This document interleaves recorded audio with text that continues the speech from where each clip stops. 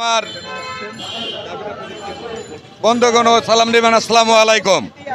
আমরা দীর্ঘ 20, 22, 30, 32 বছর থেকে গ্রামীণ ব্যাংকের দৈনিক ভিত্তিক কর্মচারী হিসাবে নিয়োজিত আছি। আমরা আমাদের অন্তর্বর্তী সরকারের কাছে দাবি জানাই, তারই হাতে নিজ গড়া প্রতিষ্ঠাতা, ওনার প্রতিষ্ঠানে আকিব পদে 3টা বৈষম্য, একটা স্থায়ীকরণ, একটা দৈনিক ভিত্তিক কাজের লোক, একটা হচ্ছে উশাখা। আমরা আউটসোর্সিংয়ের মাধ্যমে কাজ বন্ধ করতে চাই। আমাদের দাবি স্থায়ীকরণ। সংস্কার সরকার 5 আগস্ট ফ্যাসিস্ট সরকারকে হেঁটিয়ে দিয়ে উনি সংস্কারকরণের জন্য আসছে। আমরা ডক্টর ইউনূস স্যারের কাছে আকুল আবেদন, উনি আমাদের দেশের প্রধান, আমাদের প্রতিষ্ঠাতার প্রধান। আমরা চাই উনি আমাদের দাবি নিশ্চয় মেনে নেবে। স্থায়ীকরণ।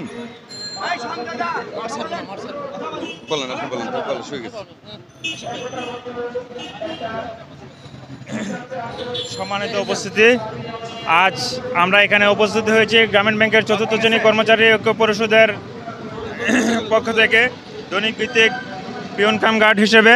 আমরা দীর্ঘ 20 বছর, 25 বছর, 30 বছর যাবৎ এই প্রতিষ্ঠানে ডেইলি বেসিক হিসেবে আছি, দৈনিক ভিত্তিক হিসেবে আছি। আজ আমরা বিভিন্ন সময়ে 2012 সাল থেকে আমাদের চাকরি স্থায়ীকরণের জন্য বিভিন্ন সময়ে দাবি জানাই আসছি, কিন্তু গ্রামীণ ব্যাংকের প্রশাসন কখনো আমাদের দাবিগুলো আমলে নেন নাই, এবং কি তারা আমাদেরকে বারবার আশ্বস্ত দিয়ে বলেছেন যে তোমরা যাও, তোমাদের দাবিগুলো আমরা দেখব। এই যে আশ্বস্ত দিয়ে আমাদেরকে 12 সাল থেকে এই পর্যন্ত এই রাস্তায় রেখেছেন।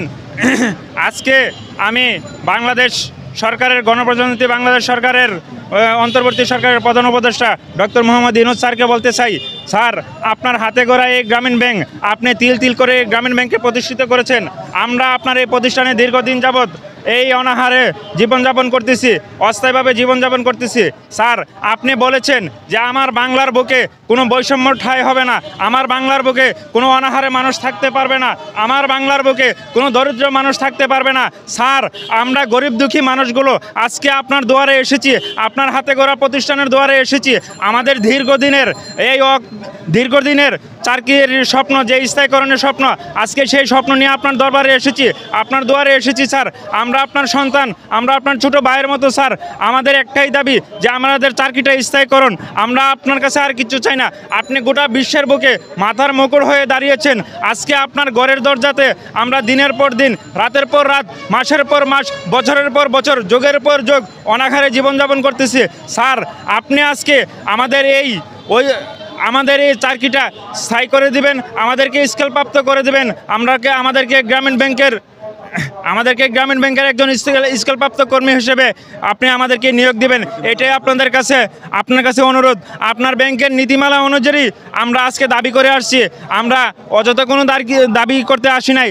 আপনার ব্যাংকের নীতিমালাতে আছে যে একজন ব্যক্তি 6 মাস থেকে 9 মাস পর্যন্ত, সর্বোচ্চ 6 মাস থেকে 9 মাস পর্যন্ত অস্থায়ীভাবে থাকতে পারবে।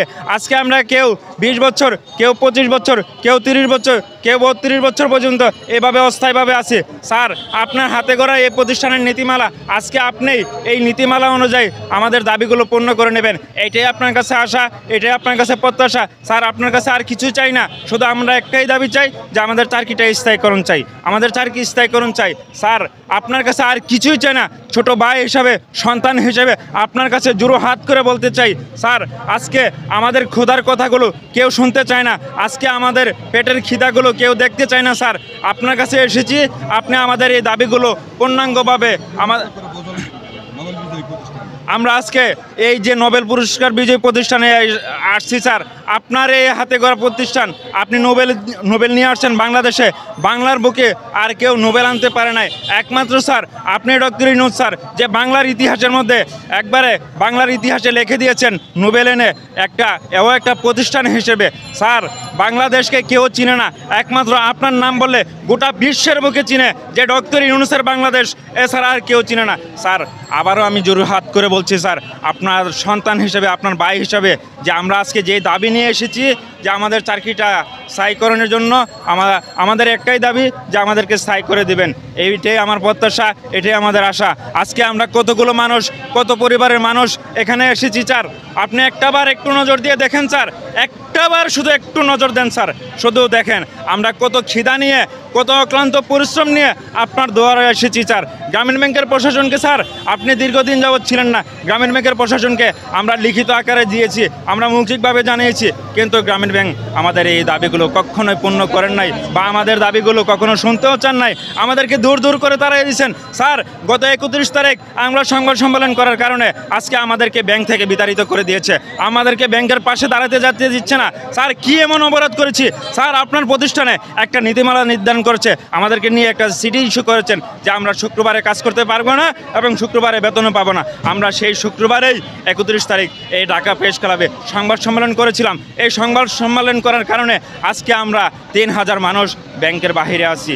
কি না স্যার? আমরা স্যার, আমরা কি আমরা এটা রংপুর, তারপরে কুমিল্লা